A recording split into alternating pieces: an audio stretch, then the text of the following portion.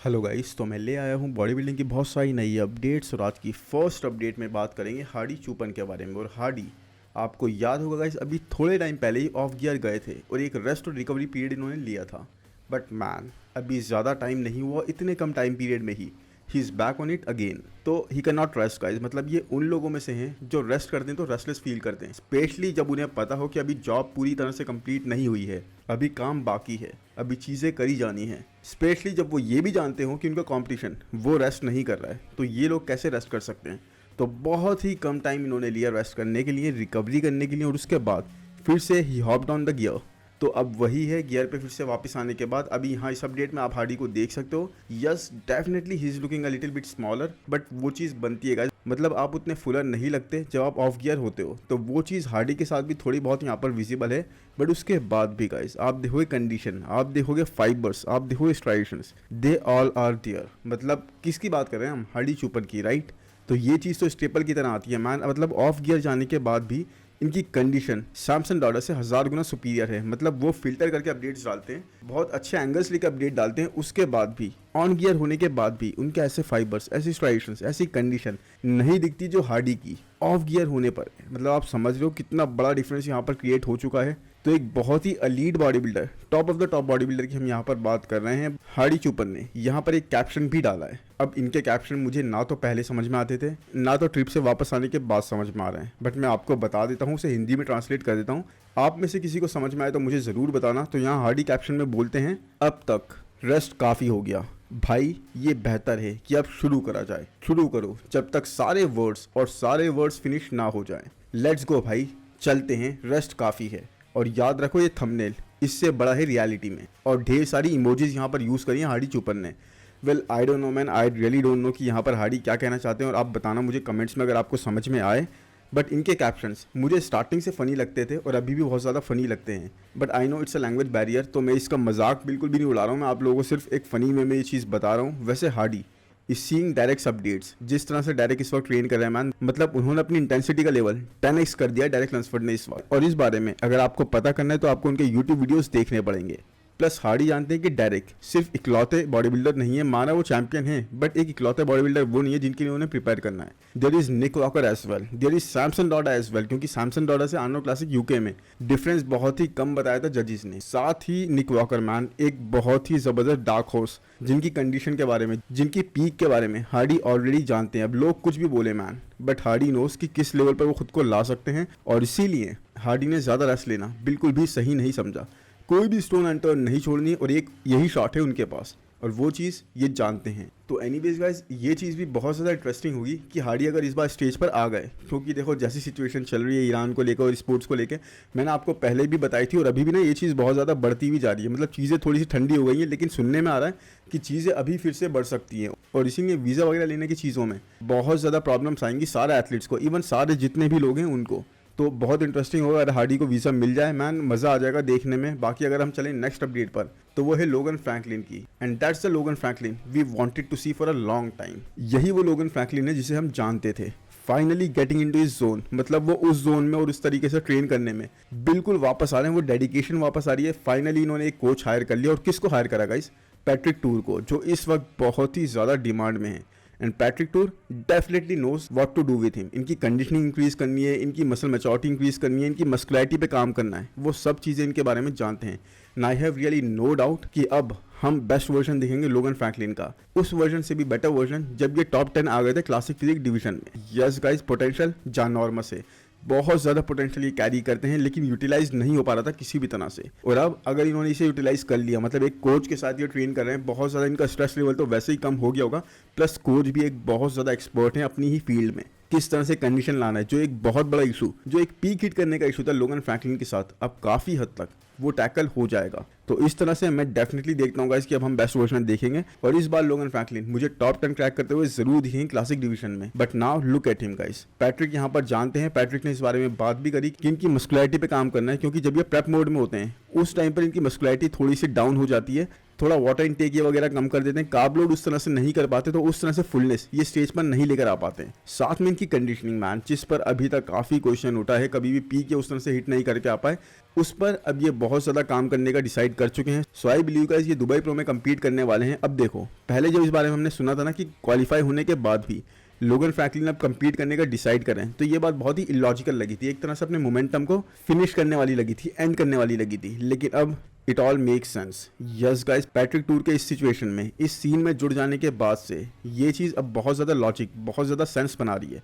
अब वो क्यों? क्योंकि गाइस ये आई थिंक मेरे हिसाब से एक टेस्ट है पैट्रिक टूर और लोगन फ्रैंकलिन का एक दूसरे के साथ, कि हम किस तरह से पीक हिट करते हैं, किस तरह से हम अपनी पीक कंडीशन लेकर आएंगे स्टेज पर। क्या चीज़ लोगन फ्रैंकलिन पर काम करती है उस चीज़ को देखने के लिए, क्या चीज़ काम नहीं करती उस चीज़ को देखने के लिए, कार्ब लोडिंग किस तरह से करनी है। एक तरह से पूरी तरह से टेस्ट ले रहे हैं एक ट्रायल बेस पर, कि देखते हैं भाई क्या चीज़ वर्क करती है मिस्टर ओलंपिया में, ताकि हम एक परफेक्शन के साथ स्टेज पर आ सकें। और maybe they are trying to make a statement, एक बहुत बड़ा स्टेटमेंट कि मैन अब लोगन फ्रैंकलिन अपनी पीक फॉर्म में आने वाले हैं। But trust me guys, I am very very excited इन दोनों को एक साथ में देखने के लिए, और खास तौर पे लोगन फ्रैंकलिन को स्टेज पर देखने के लिए एक पीक फॉर्म में। एक्सेप्शनल पोटेंशियल ये कैरी करते हैं। I am no hater guys, मतलब आप लोगों ने सोचा होगा कि लोगन फ्रैंकलिन की अभी तक मैंने काफ़ी ज़्यादा बातें करी हैं, क्रिटिसाइज भी करा होगा, बट इसका मतलब ये बिल्कुल भी नहीं है कि मैं उनको हेट करता हूँ या फिर मेरा किसी एथलीट को लेके कुछ भी है। इसका तो सिर्फ ये मतलब था कि एक एक्सेप्शनल पोटेंशियल ये रखते हैं, उसे पूरी तरह से यूटिलाइज नहीं कर पा रहे हैं, जिससे इनका टाइम वेस्ट हो रहा है, और ये टॉप 10 में आने के, टॉप 6 में आने के पूरी तरह से दावेदार बन सकते हैं। बट उस चीज़ को यूटिलाइज ना कर पाने की वजह से हम एक बेस्ट फॉर्म ऑफ लोगन फ्रैंकलिन नहीं देख पा रहे थे, तो इसलिए इस बारे में बात करी जाती थी।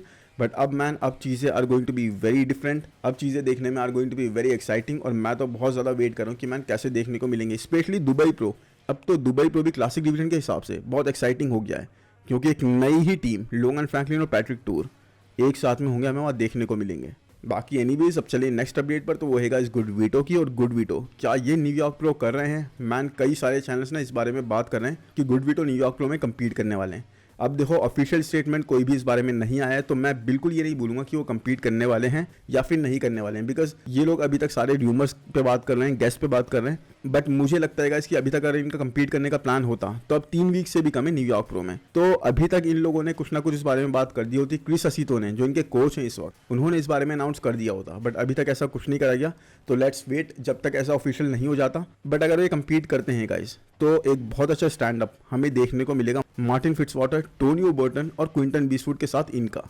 अब देखो, क्विंटन ने भी कंफर्म कर दिया, कल मैंने बताया था उनके र्यूमर्स हैं, मतलब अभी तक ऑफिशियल स्टेटमेंट नहीं आया है। तो अपनी लास्ट अपडेट में क्विंटन ने कंफर्म कर दिया है कि yes, he is also doing New York pro. अब उसके बाद बात करेंगे इस तो निक वॉकर। यस मैन, ये एक मैचअप देखने को बहुत ज़्यादा मन है मेरा तो, क्योंकि देखो पहले बात हुई थी नेक्सिला की यहाँ पर कम्पीट करने की, फ्रीक वर्सेस फ्रीक की, निक वॉकर वर्सेस नेक्सिला एक साथ स्टेज पर देखने के लिए हमें मिलेंगे।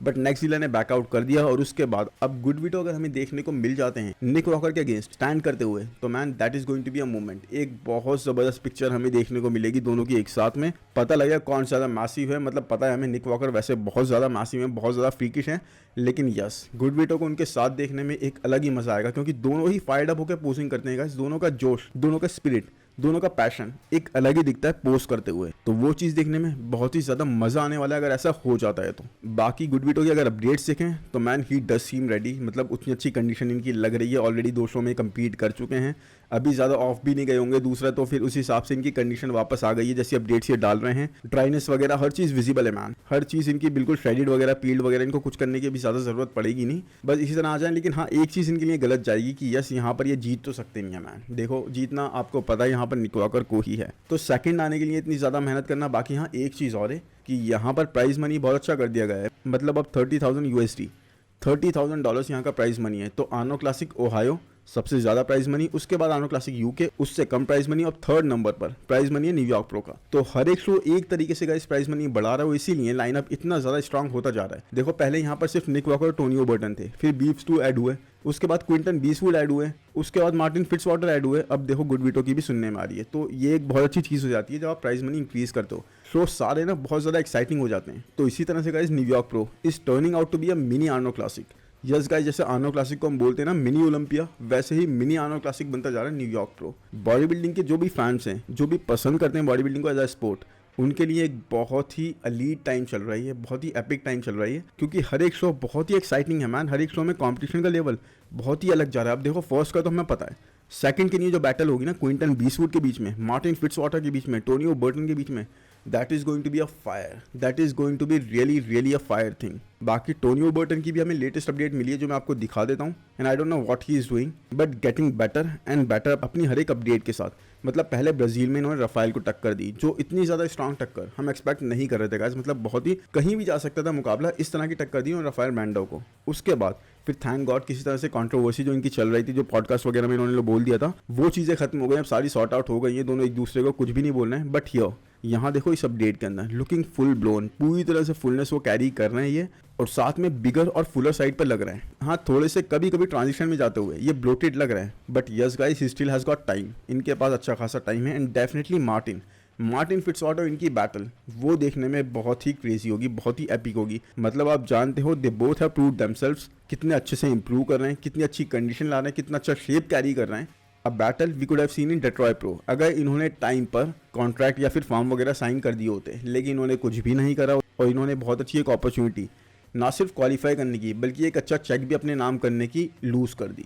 बट एनीवेज अब जो भी होता है इनका बैकअप प्लान तो यही शो है न्यूयॉर्क प्रो। अब देखो यहाँ पर तो ये जीत नहीं सकते, अब इनको डिसाइड करना पड़ेगा टोनियो को कि इसके बाद कौन से शो में कम्पीट करें। लेकिन हाँ मार्टिन और इनकी बैटल, जिस तरह से ये दोनों इंप्रूव कर रहे हैं, जिस तरह से दोनों अपना पोटेंशियल ये दिखा रहे हैं ना एस्थेटिक्स के साथ में, that is going to be really good. और मैं बहुत ज़्यादा देखना चाहूँगा इस बैटल को, और दोनों में से कौन ऊपर प्लेस करता है ये तो खैर टाइम ही बताएगा, लेकिन आप कमेंट्स में ज़रूर बताओ कि आपको इस बारे में क्या लगता है। बाकी अगर नेक्स्ट अपडेट की बात करेंगे तो वो है हंटर लब्राडा की, और हंटर इनको देखने के लिए तो मैं बहुत ज़्यादा एक्साइटेड इसलिए हूँ गाइस क्योंकि हंटर इस सीज़न में एक अलग ही वर्जन अपना लेकर आ रहे हैं, 2.0 3.0 पता नहीं कौन सा वर्जन है हंटर का, लेकिन man Hunter is looking totally different. Training like crazy, dieting like crazy and dedicated like never before. इस तरह से हमने हंटर को कभी भी नहीं देखा, इस तरह से डिसिप्लिन हमने हंटर को कभी नहीं देखा।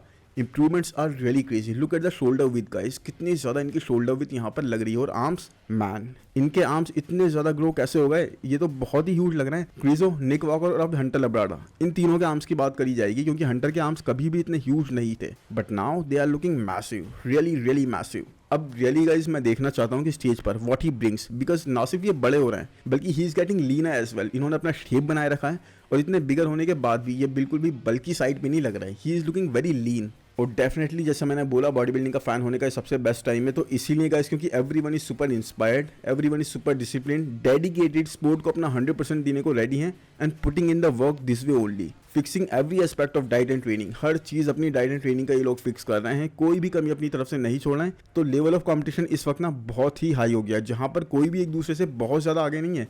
मतलब ऐसा नहीं है कि फर्स्ट प्लेस वाला सेकंड प्लेस से बहुत दूर है, सेकंड प्लेस वाला फिफ्थ प्लेस वाले से बहुत दूर है, नहीं, बल्कि ऐसा है कि सभी बहुत ज़्यादा इंप्रूवमेंट्स का स्कोप रखते हैं, और कोई भी किसी को भी in terms of placing definitely move कर सकता है। ये उस दिन पर डिपेंड करेगा कि आप कैसी पीक हिट करके आते हो, क्योंकि इंप्रूवमेंट्स तो मैन हर कोई ही क्रेजी लेवल की कर रहा है। तो थोड़ा सा ही स्कोप है हर किसी के पास कि भाई अगर कमी छोड़ दी तो दूसरा फॉरन ही आगे निकल जाएगा, क्योंकि इंप्रूवमेंट्स का स्कोप बहुत ज़्यादा हो गया सबके पास ही। बाकी अब चले नेक्स्ट अपडेट पर, तो वो है गाइस बहरूज तबानी की, और Behrouz Tabani is preparing for Empro pro and Dubai pro. Yes, इन दोनों शोज़ के लिए बहरूज तबानी प्रिपेयर कर रहे हैं। और पहले शो की अगर बात करें एम्प्रो प्रो की, तो वहाँ पर इनका मुकाबला होगा क्रीजो से, माइकल क्रीजो से, आंद्रिया प्रेस्टी। इनका कंफर्म नहीं है गाइस, बट यहाँ पर ये ज़रूर कम्पीट करने जाते हैं, तो हो सकता है ये भी हमें वहाँ पर मिलें। बाकी इसके अलावा वहाँ पर होंगे William Bonac. Yes guys, William Bonac is also an addition इस शो के अंदर। और दूसरे अगर शो की बात करें तो वो है गाइस दुबई प्रो, और दुबई प्रो में हमें देखने को मिलेंगे एंड्रू जैक्ट और नेक्जिला बहरूज तबानी से कम्पीट करते हुए।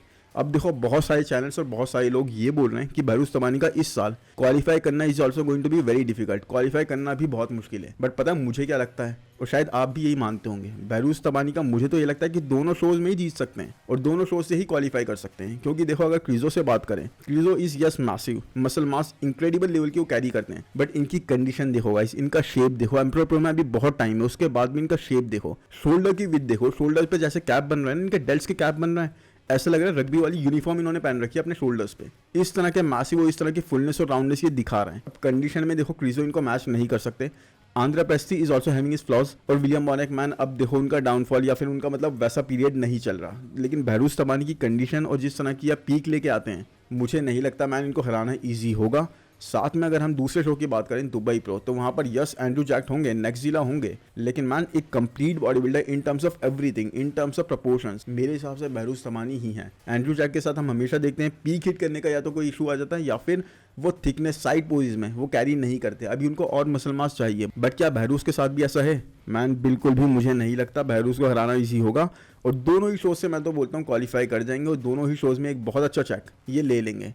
तो he is very very dangerous. और जिसको भी लगता है ना कि बहरूज को हरा सकते हैं भाई, वो लोग तैयार होकर बैठ जाएं, क्योंकि वही ये ईरानियन एथलीट हैं और जितने भी वहाँ से एथलीट आते हैं ना, हार्डी को आप देख लो, इनको देख लो, और जितने भी उसके अलावा भी होते हैं, सब एक से एक कंडीशन और एक ही एलीट लेवल के होते हैं मैन। इनकी अलग ही एक मतलब क्या खाते हैं समझ में नहीं आता, बट इनकी कंडीशन ले लो, इनके स्ट्राइक्शंस ले लो, फाइबर्स ले लो, फुलनेस ले लो, एक अलग ही लेवल की लाते हैं। तो एनीवेज गाइस, आप बताओ आपको क्या लगता है कि दोनों शोज में से किसी शो में बहरूज जीत सकते हैं या फिर दोनों शोज में ही जीत जाएंगे?